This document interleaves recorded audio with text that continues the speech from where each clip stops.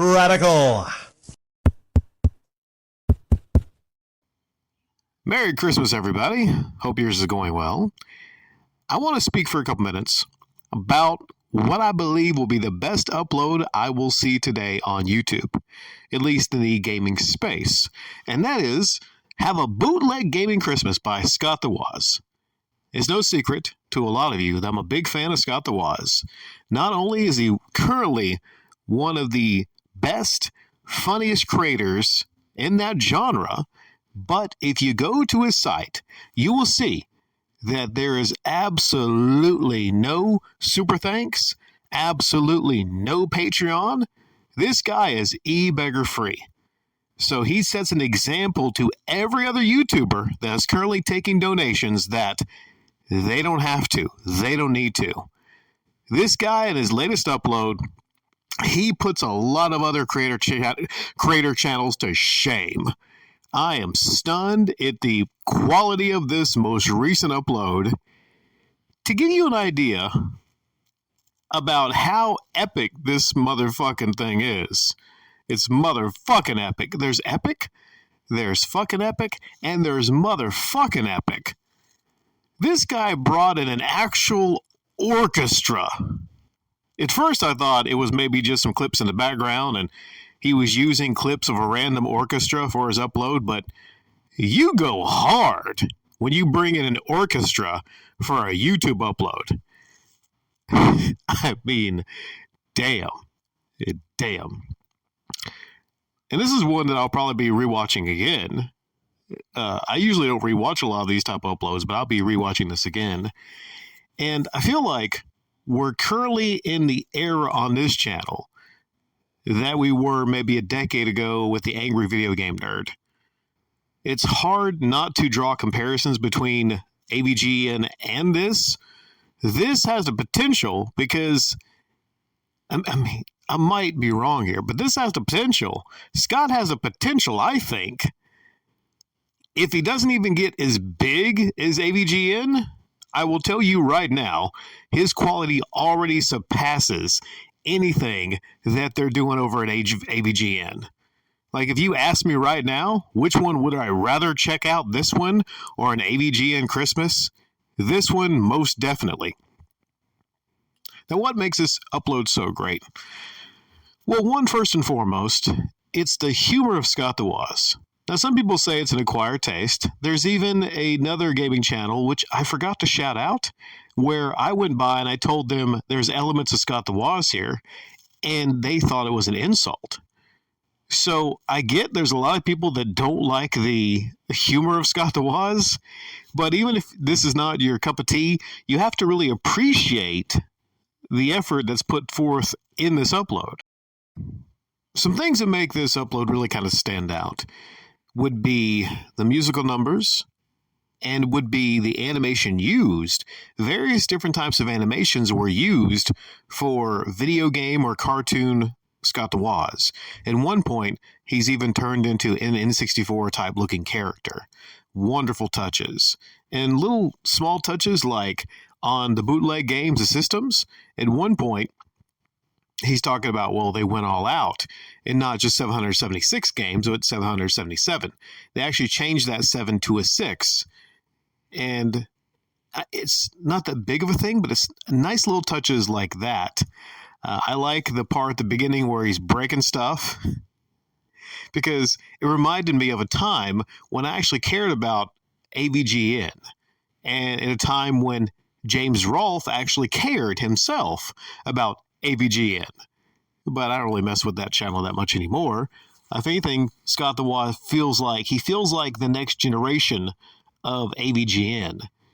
If there's anyone else in the gaming space, I think that could be the successor to James Rolfe would probably be Scott the Woz. He is just leagues and leagues beyond anybody on making these types of uploads. And I loved mostly about this is the subject matter, where he goes into what you could buy on Amazon, the bootleg games. He's referred to these in the past, but he's never had a dedicated upload. And I got such a laugh when him and his buddies were at a white fold-out table because it makes me feel about like my experience, with the flea market, everything like that. Now, I have an operation at the flea market. It's like a mini type game store, and I take pride in it. But I will say and admit that some of those systems I have sold. So, the 777, I sell it about for 20, 30 bucks. I don't make a whole lot of money on that.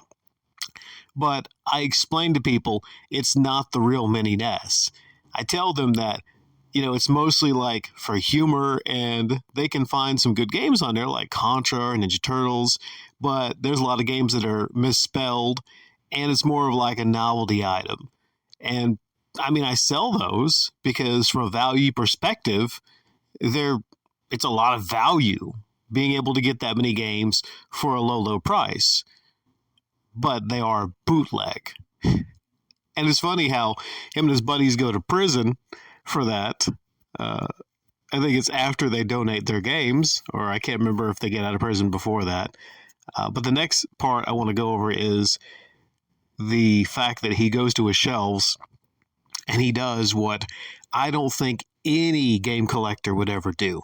This is something that the humble John Hancock, he would never do this. He's too busy trying to build his damn game museum or whatever.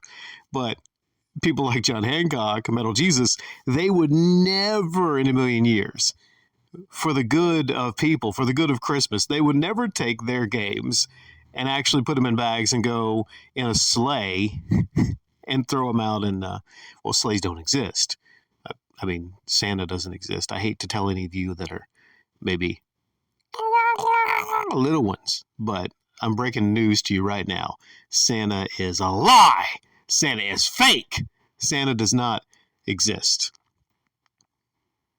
So, it would be more accurate if he was going around in a red SUV, throwing games out the window at kids that were the real games. But what's funny is a lot of these kids wouldn't really appreciate like these old GameCube games, but they would rather have like the knockoffs. But yeah, on the donating, he would never. None of these gaming channels, I'll say that right now, they're not donating their collections. They're very valuable collections. So I want to let you all know that that's not real. He didn't take his entire game collection off the shelf and go around donating them for Christmas. He did not, which I wouldn't expect him to. It's just part of the upload.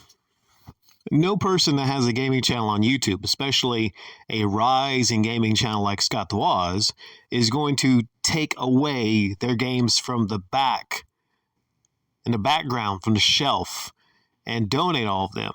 The one thing you can't have if you're a gaming channel is empty bookshelves, because the bookshelves designate not only that you're a successful collector, but hey, this person has legitimacy to talk about all of these games.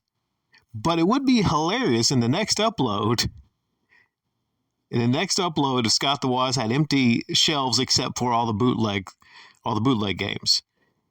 I would like him to do that, actually, just have like a lot of the bootleg carts in the background, and he'd be going to get a game because he wanted to review a game, but then his buddies would have to come over and bring over their games.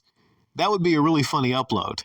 He looks behind him like, the fuck? Christmas! I donated all my systems.